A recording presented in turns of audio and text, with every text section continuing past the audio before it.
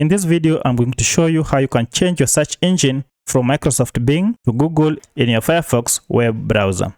As you can see, currently our default search engine is Bing. To change this, go to the three lines on top of your screen and click on it. Then scroll down and look for settings and click on it. Now this will open the setting options that we have in our Firefox browser. From the list below, choose the search option. And now here you can see the default search engine is Bing.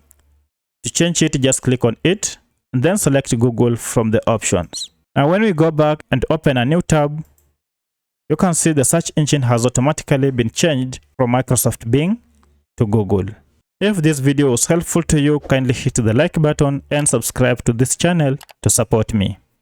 Thank you for watching, and let's meet in the next video.